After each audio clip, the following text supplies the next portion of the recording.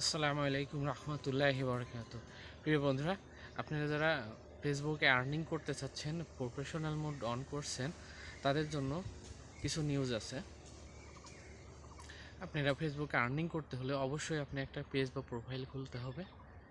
আর এই প্রোফাইলে বা পেজ এই কাজ করতে হলে আপনাকে প্রচুর পরিমাণ প্রচুর পরিমাণ সময় দিতে হবে এবং ধৈর্য ধরে কাজ করতে হবে। আপনি পেজ খুললেই যে রাতারাতি ভাইরাল হবেন এমন কিন্তু না।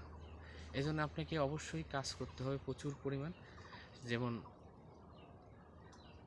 যেমন আপনাকে রিল ছাড়তে হবে, ফটো ছাড়তে হবে, লং ভিডিও ছাড়তে হবে এবং আপনাকে ফেসবুকের নিয়ম মানতে হবে এবং নিয়ম জানতে হবে।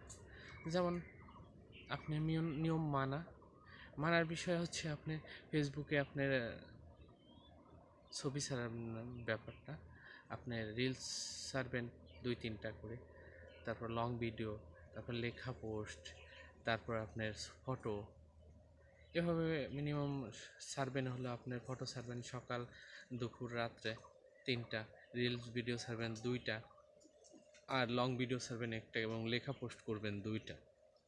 একসাথে না, 2-1 ঘন্টা আগ পাস করে এভাবে ছাড়বেন। এবং আপনি সবসময় খেয়াল রাখবেন, আপনি কিন্তু অন্যের পেজে সময় দিতে হবে। আপনি যদি অন্যের পেজে সময় না দেন, আপনার কিন্তু রিলস ভিডিও ফলোয়ার বাড়বে না, এঙ্গেজমেন্ট বাড়বে না। আপনাকে অন্যের পেজে সময় দিতে হবে। আপনার ফলোয়ার বাড়তে হলে অন্যের পেজে যাইতে হবে, লাইক কমেন্ট করতে হবে, ভিডিও দেখতে হবে। এগুলো করলে আপনার কী হবে, আপনার ফলোয়ার বাড়বে এবং নেট ফলোয়ার বাড়বে। দেখা যাচ্ছে আমার ভিডিও বা আপনি সব ফোনে যার ভিডিওটাই আসলো তার ভিডিওটা দেখলেন, সুন্দর করে গঠনমূলক একটা কমেন্ট করলেন, একটা লাইক করলেন। আবার পরবর্তীতে একটা ভিডিও আসলো, তার ভিডিওটা দেখলেন, কমেন্ট করলেন, লাইক করলেন। এইভাবে ভিডিও দেখতে হবে।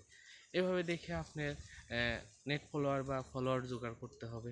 তারপর আপনার আইডিতে ছবি কন্টিনিউ ছাড়তে হবে। এবং ছবি ছাড়ার ব্যাপারটা হলো, আপনি কোনো ফেসবুক যেগুলো না করছে সেই ছবিগুলো ছাড়বেন না। আর আপনার সেটিং সম্পর্কে জানবেন, সেট আপ সম্পর্কে জানবেন। এই কাজগুলো আপনি কন্টিনিউ করবেন এবং জানবেন।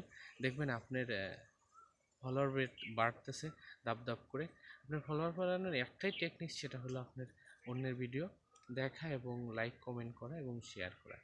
দেখবেন আপনার বারবার অতি তাড়াতাড়ি ফলোয়ার বেড়ে যাচ্ছে। এভাবে আপনি কন্টিনিউ আপনার ভিডিও আপলোড করুন। আর আপনি এভাবে ফেসবুকে লেগে থাকেন, আপনার সফলতা আসবে ইনশাল্লাহ। আর আপনার পেজ অবশ্যই মাঝে মাঝে চেক করবেন যে কোনো ইস্যু আসছে নাকি, কোন কপিরাইট আসছে নাকি। আর কপিরাইট আর ইস্যুর ব্যাপারটা হলো,